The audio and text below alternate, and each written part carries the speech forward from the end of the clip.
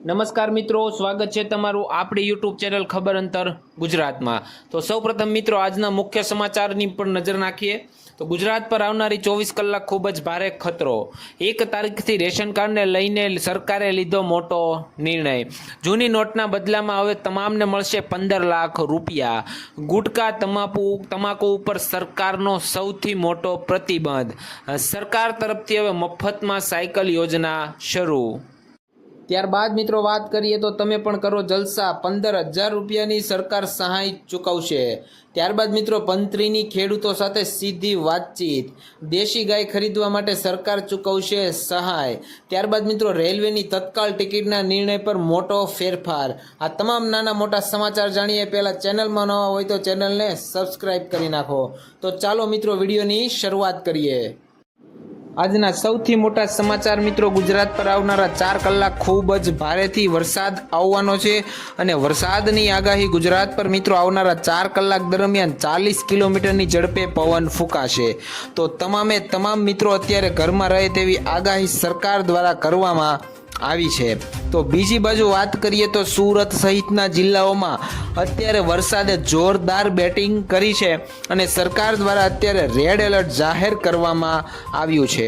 ગુજરાતમાં મેઘરાજા અત્યારે મન મૂકીને વરસી રહ્યા છે અને આગામી 7 દિવસ મેઘરાજાની ધમાકેદાર બેટિંગ ગુજરાત પર જોવા મળશે અને ગુજરાત પર આવનારા 7 કલાક ખૂબ જ ભારે છે। ગુજરાતના ઘણા વિસ્તારો તો અત્યારે સંપૂર્ણ રીતે જળબંબાકાર કરી દીધા છે। ખાસ કરીને તેમાં વાત કરીએ તો સુરત જિલ્લામાં અત્યારે ભારેથી અતિભારે વરસાદ નોંધાયો છે। તેવામાં આગામી 7 દિવસ દરમિયાન હવામાન ખાતાએ ભારે વરસાદની આગાહી કરી નાખી છે અને તમામ લોકોને છેલ્લા 24 કલાક દરમિયાન પોતાના ઘરમાં રહેવા માટેની આગાહી વ્યક્ત કરી મેઘરાજા અત્યારે દક્ષિણ ગુજરાતને સંપૂર્ણ રીતે ધમરોળી નાખ્યું છે અને ગુજરાતમાં અત્યારે છેલ્લા 24 કલાકમાં 14 ઇંચ કરતાં પણ વધુ વરસાદ ખાબક્યો છે, જેના કારણે અત્યારે રસ્તાઓ ઉપર ઠેર ઠેર પાણી ભરાઈ ગયા છે અને 2 વ્હીલર અને કાર સહિતના વાહનો પાણીમાં ડૂબી ગયા છે। તો બીજી તરફ જોવા જઈએ તો મિત્રો વાપી, બારડોલી, વ્યારામાં 3 થી 4 ઇંચ જેટલો વરસાદ પડતા અત્યારે સંપૂર્ણ વિસ્તાર જળબંબાકારની સ્થિતિ સર્જાઈ ગઈ છે। ત્યારબાદના બીજા સૌથી મોટા સમાચાર મિત્રો જાણીએ તો ગુજરાતના કેટલાક જિલ્લાઓમાં વરસાદ થશે સંપૂર્ણ રીતે સાફ। અત્યારે સમગ્ર ગુજરાતમાં વરસાદી માહોલ ચાલી રહ્યો છે। ગુજરાતમાં અત્યારે વરસાદનો ફરી એકવાર ત્રીજો રાઉન્ડ શરૂ થવા જઈ રહ્યો છે। પ્રથમ 2 રાઉન્ડમાં ગુજરાતના અનેક જિલ્લાઓમાંથી ભારેથી અતિભારે વરસાદ પડ્યો છે, જેમાં ખાસ કરીને વાત કરીએ તો દક્ષિણ ગુજરાતમાં તો વરસાદે મેઘરાજાએ ધમાકેદાર બેટિંગ કરી છે અને સુરત, વાપી અને વલસાડ જિલ્લામાં મેઘરાજા જોરદાર રીતે વરસ્યા છે। ત્યારબાદ હવે વરસાદનો જે ત્રીજો રાઉન્ડ શરૂ થવા જઈ રહ્યો છે તેમાં ખાસ કરીને આટલા જિલ્લાઓ વરસાદમાં સંપૂર્ણ રીતે છાપ થશે। આગાહી અત્યારે સામે આવી છે કે રાજ્યભરમાં અત્યારે ખાસ કરીને દક્ષિણ ગુજરાત બાદ હવે સૌરાષ્ટ્રના કેટલાક ભાગોમાં વાદળોનો દબદબો જોવા મળ્યો છે। 1.5 કિલોમીટર જેટલા વાદળાઓ આવનારા 4 થી 5 કલાકમાં ગુજરાતના અનેક વિસ્તારોમાં ભારે ધમાકેદાર બેટિંગ કરવાના છે। પછી ખેડૂતોને પણ હવે અત્યારે વરાપની રાહ જોઈને બેઠા છે। તેઓને પણ અત્યારે ક્યાંક ને ક્યાંક ચિંતાનો માહોલ થઈ રહ્યો છે, કારણ કે સતત કેટલાક દિવસથી વરસાદ પડ્યા બાદ હવે 2 થી 3 દિવસ તેઓ પણ અત્યારે ધૂપ એટલે કે તડકાની રાહ જોઈને બેઠા હતા, પરંતુ ફરી એકવાર વરસાદની ભારેથી અતિભારે વરસાદની આગાહી વ્યક્ત કરવામાં આવી છે અને આ વખતે રાજકોટ, અમરેલી, પોરબંદર, જૂનાગઢ અને ભાવનગરમાં વરસાદ મેઘરાજાએ ધમાકેદાર બેટિંગ કરે તેવી આગાહી વ્યક્ત કરવામાં આવી છે। ત્યારબાદના મિત્રો સૌથી મહત્વપૂર્ણ સમાચાર, આવનારી 1 જુલાઈથી આવા વ્યક્તિઓ માટે રેશન કાર્ડ થઈ જશે બંધ। સરકાર દ્વારા દેશના તમામ લોકોને ફ્રીમાં બિલકુલ નિઃશુલ્ક એટલે કે સાવ મફતના ભાવે સરકાર દ્વારા ગરીબ વ્યક્તિઓને ઘઉં, ચોખા, દાળ, તેલ, મીઠું અને તમામ પ્રકારનું રાશન જે સરકાર દ્વારા મળતું રહે છે એ દેશના ગરીબ અને જરૂરિયાતમંદોને લોકોને દર મહિને વિના મૂલ્યે આપવામાં આવે છે। અને હવે સરકાર દ્વારા 1 તારીખના રોજ રેશન કાર્ડના નિયમોમાં સૌથી મોટો ફેરફાર કરવામાં આવી રહ્યો છે. અને જો તમે પણ હજુ સુધી તમારા રેશન કાર્ડમાં KYC કરાવ્યું નથી તો દોસ્તો તમારું આ કામ 30 જૂન 2025 સુધીમાં કરાવવું ખૂબ જ જરૂરી છે. એટલે કે હવે તમારી પાસે માત્ર 1 જ દિવસ બચેલો છે, કારણ કે આ KYC કરાવવાની છેલ્લી તારીખ 30 જુલાઈ છે. જો તમે આ સમય સુધીમાં પણ આ કામ તમારું રેશન કાર્ડનું નહીં કરાવો તો હવે સરકાર દ્વારા જે તમને ફ્રીમાં રેશન કાર્ડ આપવાનું છે, મફતનું રેશન આપે છે, એ મફતનું રાશન સરકાર હવે બંધ કરી દેશે. તેથી આ સભ્યોનું નામ રેશન કાર્ડમાંથી પણ નીકળી જશે અને તેમનું રેશન કાર્ડનું KYC કરાવવું સરકારે હવે ફરજિયાત કરી દીધું છે. આથી આવનારા સમયમાં જો તમારે પણ તમારો ફ્રી રેશનનો અનાજ મેળવવું છે તો સરકાર દ્વારા તમામ નજદીકના રેશન કાર્ડની દુકાને જઈ અને તમારે ફરજિયાત એમાં KYC કરાવવું આવશ્યક. મિત્રો ખૂબ જ મહત્વના સમાચાર વિશે વાત કરીએ તો તમારી પાસે જૂની નોટ હોય તો તેના બદલામાં તમે પણ હવે પૈસા કમાઈ શકો છો. જ્યાં મિત્રો સાચું સાંભળ્યું, તમારી પાસે જો જૂની નોટો હોય તો 15 લાખ રૂપિયા સુધી તમે મિત્રો કમાઈ શકો છો. તમારી પાસે મિત્રો જૂના સિક્કાઓ, જૂની નોટો વિશે તમે સાંભળ્યું હશે કે તેના બદલામાં લોકો લાખો રૂપિયા મેળવી શકે છે.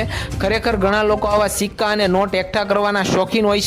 તેમની પાસે આવી દુર્લભ વસ્તુઓનો સંગ્રહ પણ રહેલો હોય છે અને તેના માટે તમને લાખો રૂપિયા પણ ખર્ચવા માટે તૈયાર થઈ જાય છે. એટલે કે હવે જો તમારી પાસે પણ પુરાના જમાનાની એટલે કે જૂના જમાનાની નોટો અથવા તો જૂના સિક્કા રહેલા છે તો તમે પણ તેને વેચીને તેના બદલામાં લાખો રૂપિયા મેળવી શકો છો. આ માટે તમને હવે એવો પ્રશ્ન થતો હશે કે આવા સમયે આપણે આવી નોટો ક્યાં જગ્યાએ કોને વેચવી?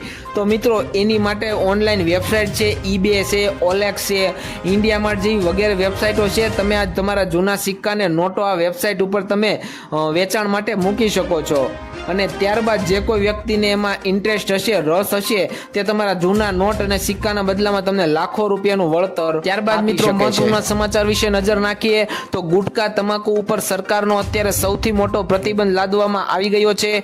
ગુજરાત સરકાર દ્વારા અત્યારે નાગરિકોના હિતમાં એક બાદ એક મોટા ફેસલાઓ લેવામાં આવી રહ્યા છે.